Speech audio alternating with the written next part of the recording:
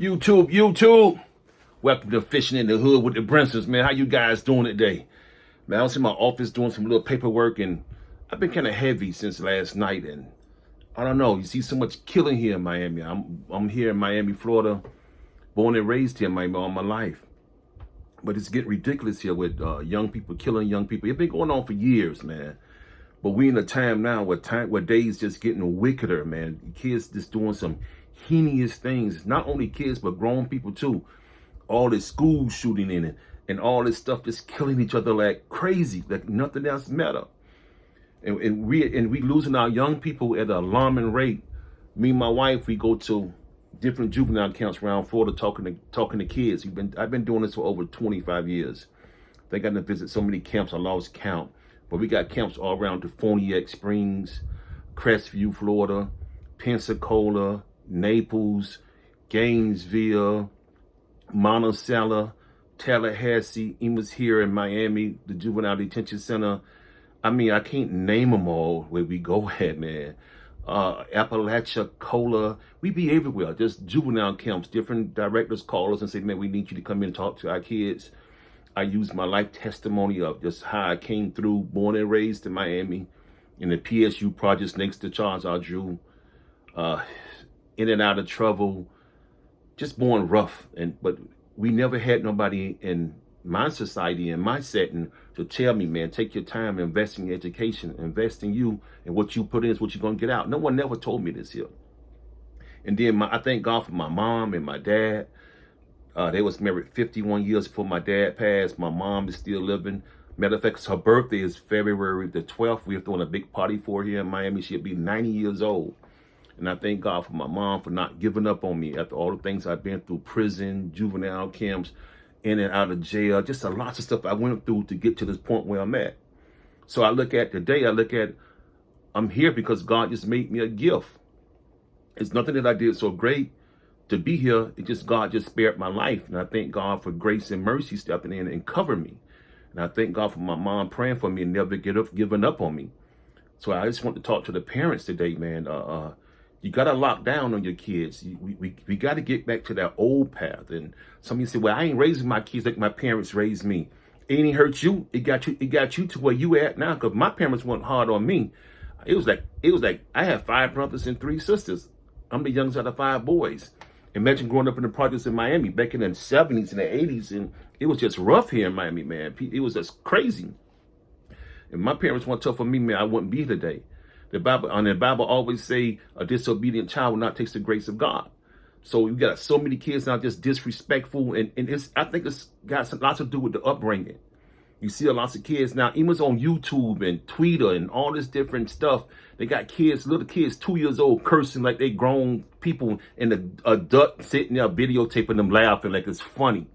Yeah, I know it's supposed to be a fishing channel, but I'm also a fisherman of men.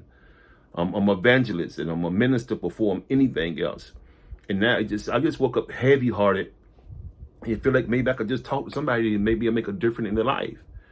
Now they got this new thing now in DJJ, the Department of Juvenile Justice, what it's called direct file.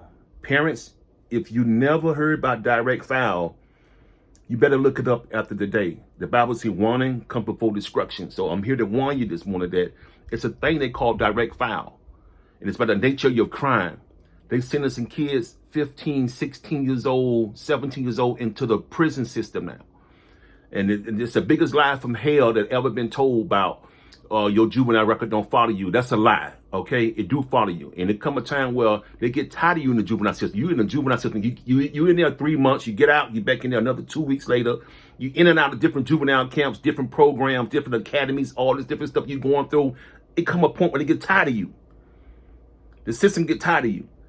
You can be 17, 16, you've been through juvenile camps 10 times, 12 times, different camps. They direct filing your tail now into prison. Parents, if you got a kid that's giving you a problem, you need to sit them down in front of this TV right now, your computer, your phone, or however you looking at this here, you need to sit them down now and let them listen to this here. Listen to this here. They direct filing you into a prison system where you got guys in prison been locked up 8, 10, 15 years. Some guys 60 years, and you come in there 16, 17 years old, what you expect gonna happen to you, buddy? Really? Really? You hard on the street because you got a gun. You got a 9mm. Some of you running around with AKs bigger than you, shooting people, shooting up things. It's just crazy now. But you're not thinking about the consequences of it at the time. You got your friends hyping you up, and y'all out here smoking all this new stuff, this new loud weed. They call loud. They call stank. You can smell that stuff 3 blocks down the street, man. And all this stuff is grown in labs. It's nothing no more growing naturally. I'm not justifying smoking marijuana. Never did, never would. But there come a time in your life where you got to make a stand and make a decision. You out there smoking all that stuff, all this mollies and all this, they got so much different drugs out here now. All this stuff just grew in labs and chemically induced. They putting all this HTD and all this other stuff inside this weed. They're growing, trying to see who could grow the most potent weed in different labs. Now you got all these rappers and actors and millionaires. They invested in marijuana like never before. Marijuana is natural. Yeah, it's naturally gonna make you naturally crazy. I started smoking weed when I was 12 years old. It altered my whole life. It altered my whole life. It was a gateway drugs. It started something from nowhere. They got all this stuff like fentanyl and, man, and this Molly stuff. It's like, I don't know. Your brain already soft and soft tissue, and you doing all this different crazy drugs, and you think what gonna happen to you, man? You gotta wake up in time. Time gonna pass you by before you know it. I'm 57 years old. Whoever thought, it might sound crazy, but I never thought I'd make it to 57 years old the way I was living. And my surroundings and people I was keeping company with. I got guys that I used to hang with. Either they dead or they doing 60 years in prison or life. I got some guys I grew up with doing, they lifers. A couple of them doing 25 to life, still locked up, man. Got in there and got in trouble, got in all kind of things when they got inside prison, because prison's a whole nother different world. Once you get in prison, it's a different world. And there ain't nothing free in there. Even people give you, they don't want to give you no good advice for free. Everything you got to pay for in prison. Everything's by commissary. Everything you got to send to your books. Put your family up on all different kind of pressure when you don't have to. But today, I just want to warn you. Man, it's nothing pretty in prison. You coming in there 17 years old. You can't fight no guy in there doing 1,000 push-ups a day, 1,000 sit-ups, running in place for 2 and 3 hours at a time. They out in the yard bench pressing 250, 300. You come bring your little telling you 145 pounds, 130 pounds. You've been smoking black and mild and getting high all the time. These guys in the best shape of their life. They cut up like a statue.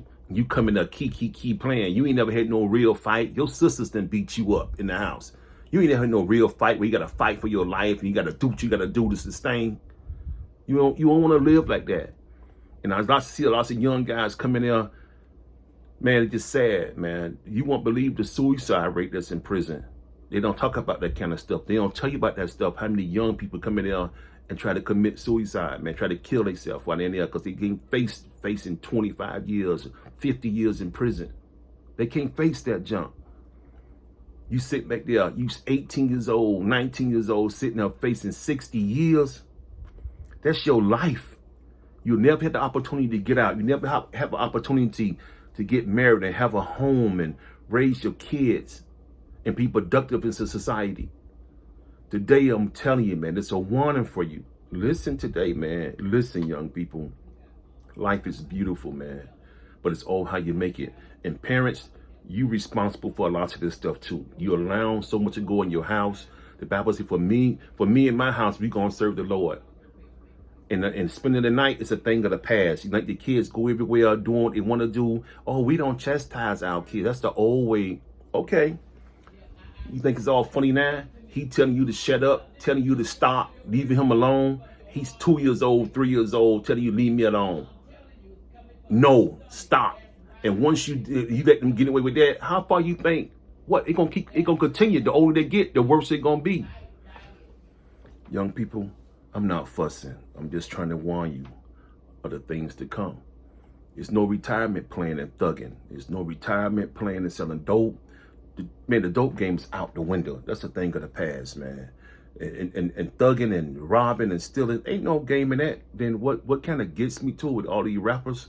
They come with all this negative rap stuff, feeding it into the minds of our young men. And everywhere you look, you just look while you riding sometime. Everywhere you look, they got headphones on, little pieces in their ear, and they bobbing. They study bobbing. They study bobbing and rapping. And you think they rap. I see one guy walking on the sidewalk. He's like, you think he was the rapper.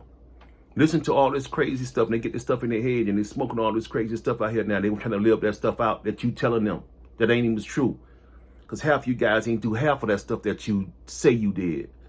You seen it, or you read about it, or you heard somebody else's story, and you rapping it. You got guys writing that stuff for you, and you spitting it out, hyping our young people up. But parents, back to you again. God gonna hold you responsible. He ain't put you here to be their friend. He didn't give them to you just to be their friend. He gave them to you for you to direct them in the way they should go. The Bible says, raise a child up in the way they should go, so when he get old, it won't depart from him. God gonna hold you responsible for your kids. You better believe me. Listen to me today. God gonna hold you responsible for them kids.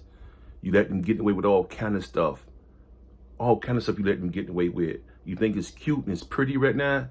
It gonna haunt you later on in life. You watch what I say now. I've seen lots of little kids that I talked to them in juvenile camps, and one of the young lady, I met her, she was just angry with her family, just angry with her mom. And I asked her, we started talking, and she started opening up, and we started talking with her, and she started telling me, she said, I'm just angry with my mom. My mom never told me no. I said, what you mean? She said, my mama never told me no. I always was able to do whatever I want to do, when I want to do it, go where I want to go, do what I want to do. She said, I just wanted to hear my mom say no one time. She never did it. And now she's angry at her mom. She locked up in a juvenile camp, facing 4 years. So girls inside the girls' camps just as worse as the boys. It's just as crowded now. They slowing down on building high schools and elementary schools and middle schools. They building juvenile camps for them. They got them all back in the woods, man. All back there in Marianna, Florida. Quincy, Live Oak. Man, they study throwing camps up everywhere back in them bushes with them kids. Because that's the future. That's where the money at. It's a business. And parents, lock down on your house, man. Lock down on them kids. You ain't going to hurt them. The Bible says, spare the rod, spoil the child. It ain't going to hurt them. Them tail whoopers ain't hurt you. It ain't going to hurt you. Now, the government, you going to let the government raise your kids and tell you what you could do in your household and what you can't do in your house? No. You got to come better than that. God gonna hold you responsible as being a parent for what's going on in your house. So today, I'm just warning you, man. I've been through so much, man. I don't look like nothing that I've been through. If you only knew the half of the stuff that I've been through. I can't touch on it all. Just want to share something with you. Because I woke up kind of heavy this morning about our young people. Just had a young kid, I think for North Miami Beach. His friend, his best friend, 15-year-old kid, shot him in the chest on yesterday. Come to his house with a gun. Said it wasn't loaded, playing with it, pointing it, and the gun went off and hit him right in the smack of his chest in his front door, and he dropped dead. He had a promising football career as a quarterback, snapped out, is gone. And one thing about life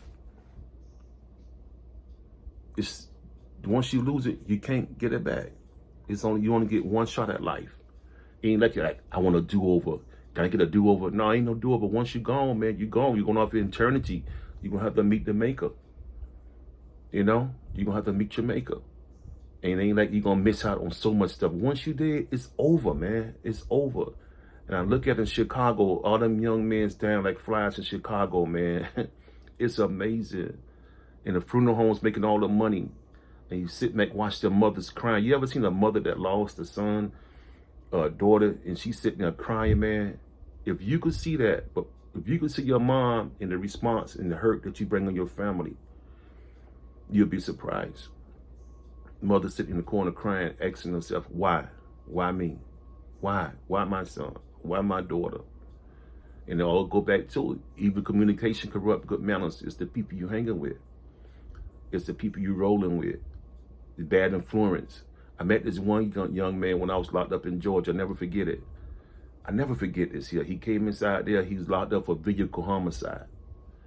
They gave him 7 years for vehicle homicide. He was driving the car. He was in the back seat. He didn't even steal a car. His two friends came by the house and picked him up for a joyride. Told him, come on, man, get in the car. We got us a car. He jumped in the back seat. And they got a block and a half from his house and ran to the stop sign and killed the lady and her 6-month-old baby. And he was sitting there telling me the whole story, and doing the whole story, he was crying. I never forget it. 18 years old, turning 19. And he's sitting there 7 years, you got to roll out on for just a joyride. Then when he started talking, he said, man, if I listen to my mom, man, I won't be here. That's what he's disobedient. Disobedient, you won't taste the grace of the land. So he got what he want, got a joyride, but he lost his freedom. Imagine the freedom to be able to walk to your refrigerator, man, open it up, get whatever you want. Hot dogs, sausages, hamburgers, sodas, whatever, chips in the house, whatever you want is there, man. You lose the pleasure of that. You lose the pleasure of being able to go to sleep when you get ready. You lose the pleasure of just being able to go to, sometimes go to the bathroom when you're ready, man. People there in prison, they fighting over toilet paper, man. Dude, I seen a dude get stuck over a roll of toilet paper, dude. Soap. It's the simple things you take for granted. People in prison is dying over, man. You won't believe it, man. I'm telling you, you won't believe it. Prison is a whole different world, man. So today, I'm just here to warn you, young men, man, shake yourself, man. Ask yourself right now, where I'm gonna be at in the next 5 years. You can even just go shorter. Say where I'm gonna be in the next 2 years. Where I'm gonna be at. Some of you don't got no goals. Not only get a goal, but get some goals with deadlines. You say next year I'm gonna do this year. I'm gonna have my high school diploma. I'm gonna have my GED. I'm gonna have this. I'm gonna have that. Get some goals with deadlines and write that stuff down on a piece of paper. Stick it on your fridge or stick it on your mirror in your room and say, you know what? Check it off as you accomplish different things in your life. Man, life is beautiful, man. I'm telling you, life is gravy, bro. I'm living the life now, man. I'm in a dream world, man. I thought, man, I could never be. After all I've been through, I've been shot up, stabbed up, in prison, sentenced to 25 to life in Atlanta, Georgia, back in the 80s. God brought me out. I gave my life to Christ, and it was one of the best decisions I could ever make. But parents, man, ain't time changing. Time don't change. It's the parents that change. It's the people that change. And we got so much stuff going on with all these different communities in our neighborhoods, and our kids up under so much peer pressure, and they trying to force different things down their throat, things that's not natural, things that's not should be. Kids ain't making their own choices on lots of things. They've been motivated in the wrong directions on lots of different things in their life. But parents, God gonna hold you responsible for what's going on in your house. Trust me on this one here. God gonna hold you not for only what you did, but what you don't do. He gonna hold you responsible for that. All right? I'm not here fussing, not trying to make it seem like I'm all that and all that. I'm just telling you for what I've been through and what's going on in society. And nobody is saying nothing. Nobody is saying nothing no more. I love you guys. You remember, you pray for me and I pray for you. Hit the like button, subscribe, send me some comments. Just tell me what you think. I don't know at all. Maybe you could give a suggestion that could help another kid out.